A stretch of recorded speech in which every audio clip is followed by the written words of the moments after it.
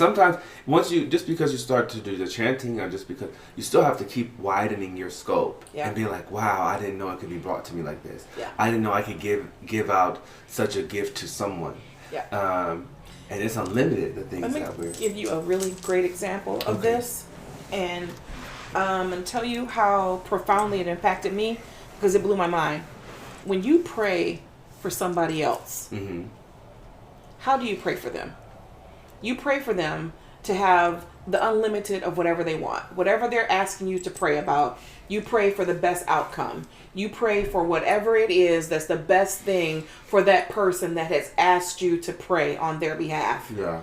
Because you're not trying to figure it out for them, right? You're not trying to figure out how their child is going to get out the hospital. You're not trying to figure out how they're going to get their car fixed. You're not trying to figure out how they're going to get the whatever it is that they asked you to pray about. You're not trying to figure it out. Right. You're just going to pray with the highest potential energy for their best outcome. Yeah.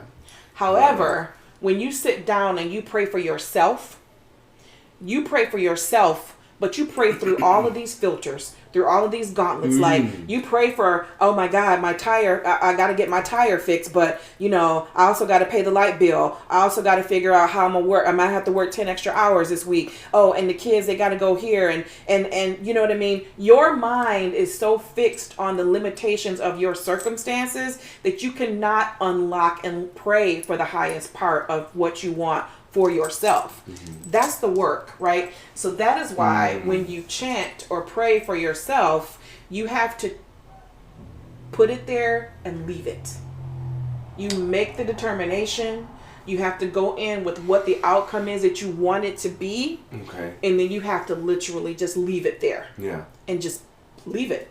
Okay. Like you would for somebody else. Yeah. Because for somebody else, when you're praying for them, you just have the highest intention and you don't have all the muck.